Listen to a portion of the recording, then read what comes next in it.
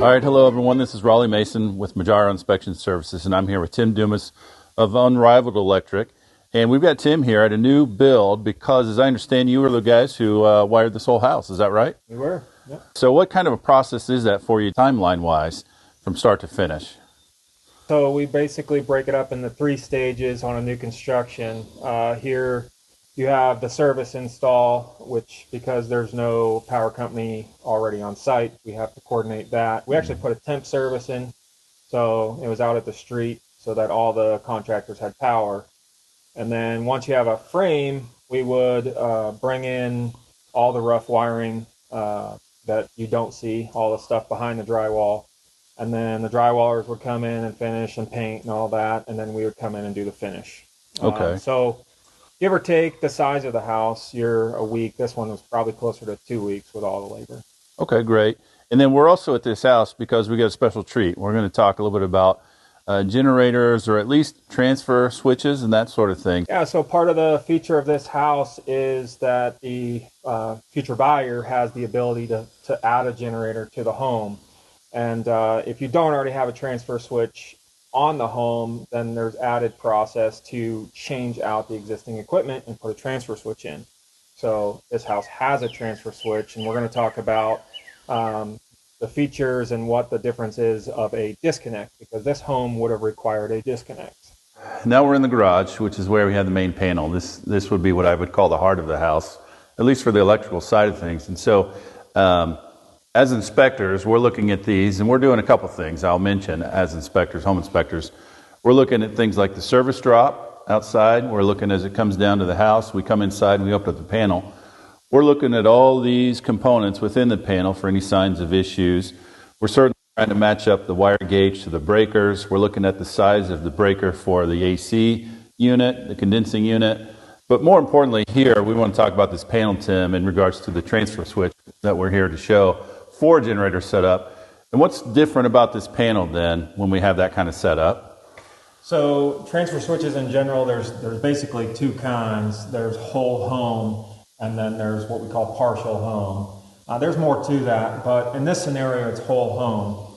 And because of the location of it, it's outside, that then becomes the main breaker of the home. So in this house, and most commonly on whole home, this then becomes a sub-panel. And typical installs for us, because we're normally adding to an existing home rather than new construction, you wouldn't have a main, or you would have a main breaker normally. Mm-hmm. So we would just keep it there. It's just kind of a redundant but extra safety feature. So here, you still have a main breaker. We also kept it because if you need to shut the house off and you're in the house, you can still shut that off. But because the transfer switch outside is the main point of disconnect, this main breaker is actually not required. But the cost effectiveness of removing it is not worth it. The next big thing that we would have to do on a generator install is then separate grounds and neutrals. So in language, this is now a sub-panel, which is also the reason that we don't need that main breaker. Yeah. That's the most time-consuming piece. For whatever reason, a lot of electricians, we don't separate grounds and neutrals, probably because it's not required. Unrivaled Electric, we do new construction. We typically separate them and then bond them. And typically there's some kind of bonding bar already there, and we just utilize that and just kind of separate them out to ease the option for that in the future. Yeah. But here it's already a sub-panel, so we had to separate grounds and neutrals, which means you have a 4-conductor circuit coming from the transfer switch. We find that a lot on homes with sub-panels. We call out that a lot because they don't separate the neutrals and grounds. And I don't know why that is, why we find so many that way. Maybe just weekend warriors. I don't know. Too many YouTube videos showing them how to do it. But so you guys are already doing that at this panel, which makes it easy. We don't have to come out here and look at this and say, but wait a second, this looks like a sub-panel now because of the transfer switch. That's the main disconnect. So that's great information. Thank you. Yeah, technically, even if there was no transfer switch on this home, this would be a sub-panel, so we would have to do it. If we as a company are doing a new panel and there's no generator, we separate them and then create that bond so that if they do it a lot less work for the other guy. Hopefully Yeah. it's us, but for the other guy. Now, what led you to that path of doing it that way? Because I don't think most do. Most do not do that. The fact that we do a lot of generators, it's just, we try to advertise, hey, we're doing a service upgrade, but, if you want a generator in the future, call us. You hinted at why do people not do it? I honestly think it's a misunderstanding of grounding and bonding, and there's pieces and parts in a typical panel that are not caught and don't realize that it's bonded together. Mm-hmm. So, a neutral needs to be separated from the casing. If it's not separated from the casing, then it is bonded. Mm-hmm. So if this bar were touching the casing, but I separated my neutrals and grounds, I think I've done it, but they're in contact. Mm-hmm. This panel, doesn't have it because we pulled it out, but oftentimes you'd have a big green screw. It would be here, or it should be, I think there's a slot here as an optional one. Another place that it gets bonded, people separate them out, and then they forget to pull that bond screw out. Yeah. Another one is you'll see an elevated bar on one side or another, and then you have this little tiny, usually like a number 4 size. You don't have one in this panel, but we can show it at the transfer switch. But it's a little preformed piece of wire that bonds the neutral to the ground. People forget to pull that out all the time. Or a lot of older cables, range cables or furnaces, it's just a misunderstanding of what a ground actually is and what a neutral actually is. And so then they become bonded when they shouldn't be bonded. Yeah, okay. Luckily, you guys call that out. Right here is a transfer switch with a meter combination. It's actually a fairly new product. It actually came out when we were building this house. Right about a year ago is when we mounted this. So this was just a cool piece where it's all together. You have your utility coming in. On this house, it is underground served rather than overhead, which is what we were kind of talking about with the service drop. Mm-hmm. But since this comes in underground, this is Duke here, but it could be any utility company. And then it comes in behind this casing and then goes straight up and then serves 2 lugs at the line side of this meter. The meter then reads out, and then you have 2 lugs on the bottom that serve, I don't know if we can get that, that then serve the breaker. I don't know if you can see up in there, there's 2 lugs. Yeah. Yep. So then you have your main breaker on the home, which is what we were talking about. This breaker now protects the entire home. If I were to shut this off, because we have no generator, there would be no power in the home. If we had a generator and we shut that off, it would actually trigger the generator to run. So then you have these components here. This is your actual transfer mechanism. And then this piece here, this black portion here, it's called the SACM. That's a control piece. Mm-hmm. And there's some fuses we can talk about in a minute.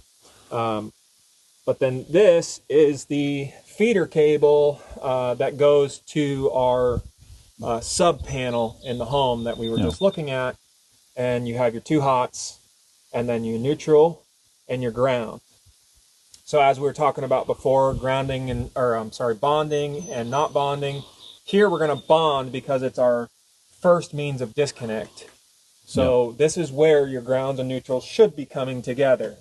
And there's a separate ground bar and a separate neutral bar with a bond in between. It's kind of hard to see because it goes underneath, but you have this ground conductor that bonds in between. Your neutral, you can tell, is separated, as well as it has the neutral coming down from the utility supply. So on a normal house that requires a disconnect, and in this situation it would, you wouldn't have these components, but you would still have a main breaker, and then you would still have neutral and ground, or a 4-wire system that goes to the sub panel. So we talk about if this were to be shut off, the generator would come on, but you have, the SACM, is that responsible for when the power's out? That's what kicks in and tells the generator to fire up if it were here? So what actually happens is you would have some, what we call field terminations. So the generator, let's say is sitting over here, we would have two sets of cables that are run in between. And I simplify that as the power that the generator is producing coming back, and they would actually land on these two lugs right here, which are dead. And then you would have what we call the generator control circuit. And that's two different things. Yeah. And in those two things, you have a T1, N1, N2. Those are all line voltage. They're 120 volts apiece. So between N1 and N2, you'd have 240. But between T1 and N2, you'd have 240. N1 and T1, you would have 120 because they're the same leg. Then you have your 0, the red, which is 194, and your 23 wire. Those are 12 volts. So we're using a 12 volt system that is provided in the generator by a 12 volt battery, and that is actually what controls the mechanism to switch it. Your N1 and your N2 are your sensing circuits. So we're picking them up in here, and we're actually sensing them in the generator. The generator will sense that there's a loss in voltage. It will then close the 12 volt relay using grounding it out with 12 volts, and then it closes the relay. And so here you have your two coils. You have your utility coil and your generator standby coil. And whichever one has voltage is the one that pulls it. Okay. This one is normally in a utility position. Mm-hmm. And so a lot of times when any install we do, when we have a generator in, we do a demonstration with the homeowner. And so we will actually have this cover in place, and we show them the main breaker, and then in there you'll see this slot. You'll be able to see this little rectangular yellow with a hole in it. That is a bypass lever to go from utility to generator if you ever needed to cycle it manually. However, the generator is going to do that automatically. Okay. We can, however, bypass that, and we can actually pull this pin because there's no generator, and now the SACM does absolutely nothing. Okay. Now you'll notice here, and Tim's got a hat on that says Generac. Are they the only name in town? I know you guys service those. Is it only Generac, or? Oh, there's dozens of different ones. Generac is our biggest one that we do. We also do Cummins.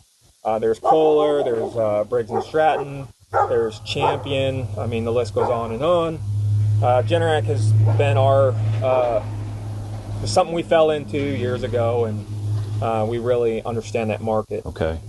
I agree with the dog. It should be only Generac. He's pretty upset. So, yeah, okay. Well, that's good to know. So, again, all that you have to do at this point, if they wanted a generator, of course, buy the unit, and you're running a couple service conductors in here, pretty much, and you're done. So the two cables, then we're setting the generator with the pad, and we put the battery in, but then we have to ensure that there's a gas line there. Okay. But speaking of this, electrically. Electrically, I always tell anybody that's, that works for me that's brand new, and they're like, oh my gosh, what is this thing?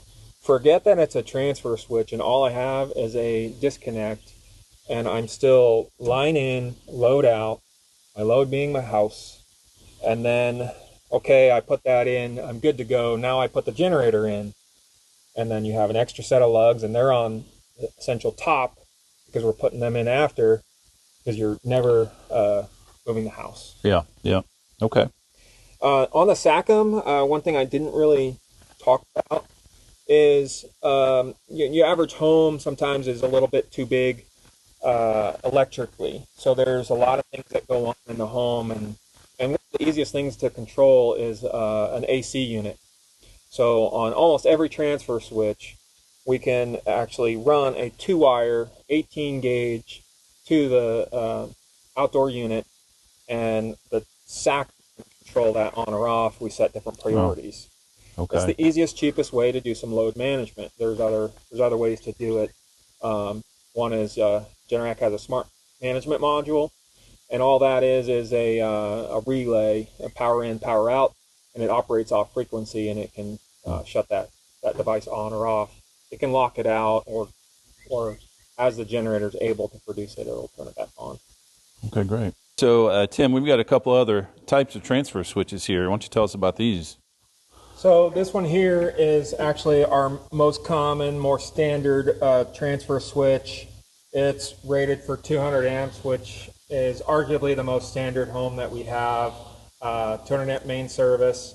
And typically, your home would already have a separate meter base.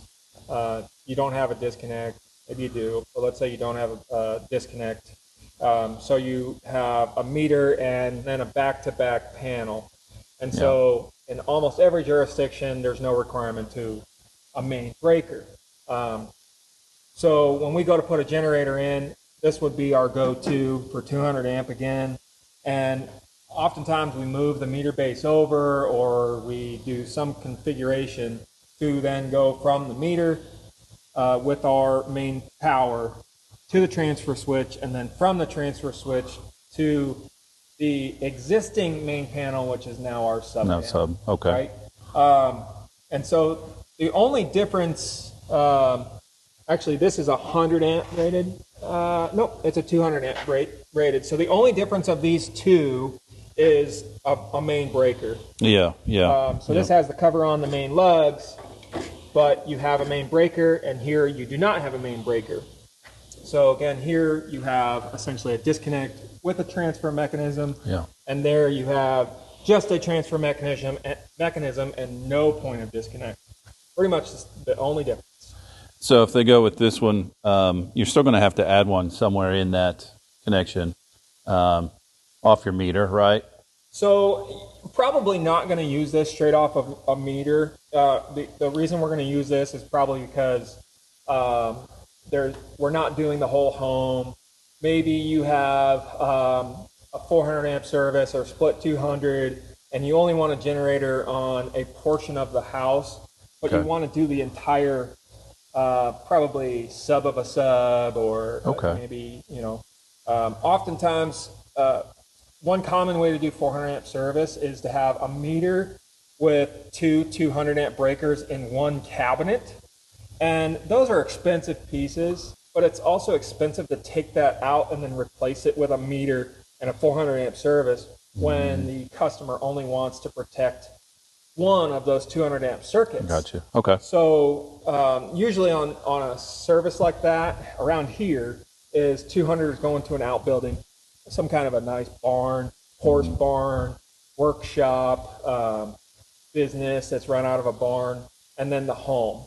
So we can then come off of the main breaker, hit that, and then go to the sub panel. Because in that scenario, we're already probably a sub panel, and we already have a main breaker, or we're just protecting an outbuilding. Around here, you've got people that run businesses out of outbuildings, and they're not so concerned about their home, but they want to make some money, and so we'll put that in at the house. And the main shut off, it goes in route, and it's already a main breaker somewhere else. Okay. So do you think we see a lot more of these out in the field these days? Is that, at least around here, because these are new anyway, but we're going to see mostly these for now? Well, these are going to be your in the future, Well, these are going to be your every house. Okay. These are your typical, because we're doing more houses than we are. If you don't need a main, then we'll use those. It's very, not uncommon around here, but because most of our business is homes, you're going to have this. Because you're going to have that meter panel back to back.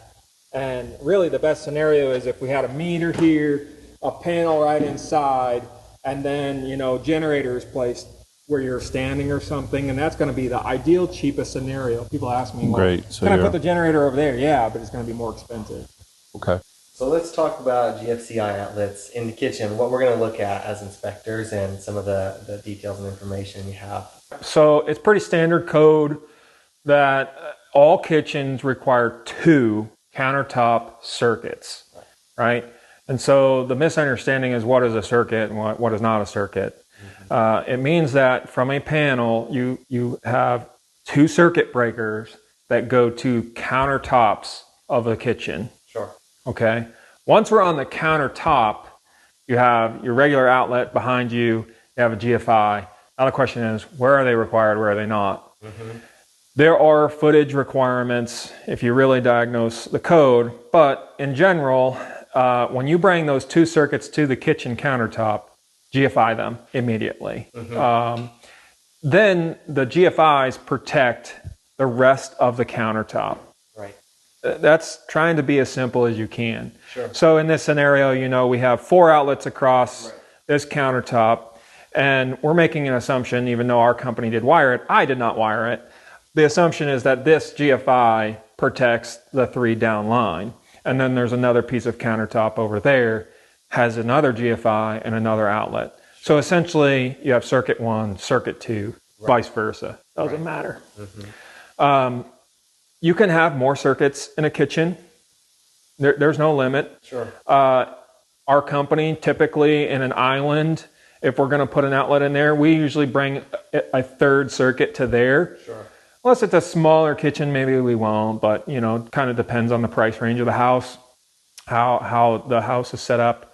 But typically, we're going to run a 3rd circuit. Right. The misconception is that every outlet that is required to be GFI'd or GFCI'd has to physically have the GFI. And that is not true. The GFI protects down the line. So you have line in, which is our power coming from the panel, and then we have line out, which is whatever is being protected by that device. Right. So power in this case is feeding into this GFCI outlet, and then the line out from this outlet is feeding this receptacle and this and this and this receptacle down the line, which are protected by the GFCI outlet here. So we're using a method called daisy chaining, where we literally wire from here, loop over to there, which in general is how we wire most rooms nowadays. Back in the 60s, wide range, they would bring what we call spider webbing. They would go from like one light down, and you'd have a wire down here and a wire down here and a wire down here. No, we go from one to the next to the next to the next. So in homes, if this outlet were to fail, that outlet is actually our connection of the circuit. Sure. So those 2 outlets do have the opportunity to fail if this one fails. So what we don't need is a physical GFI here, here, here, and here. Right. This one is protecting the rest. And so exactly, if you were to put your device tester in there and trip it out, and then it did trip, we reset it, and then you could go down the line. And as long as when you put your tester in at any outlet that serves the kitchen, if it trips a GFI, it is correct. Islands. Most current code update 2023 edition, where outlets in an island are no longer required. We are in Indiana, so right now that's not really being followed, especially in our jurisdiction. But the way the code's written is it's not required, but if you are to put them in, they cannot be on the side panel. They can be on a raised piece on the countertop or the pop-up style, which is very recently made. But again, especially if you have a sink in the island, now I have to have a GFI. Right. And in general, if you're going to break the code down, if I can reach water within 6 feet, I need a GFI. GFI, GFCI, same thing. It's just slang. Ground fault circuit interrupter, ground fault interrupter, no difference. Means the same thing. Yep. So for years and years and years, we required an outlet on a kitchen island, because if I didn't have an outlet on this island and I wanted to plug my crock pot in, now I'm trying to run a cord over to here. You walk, you trip it, and now I just ripped the crock pot off. Right, that's an issue. Right? So that's why we started putting outlets in on the island, but then you still had the issue of now you have a cord hanging off. So that's why they changed the code again.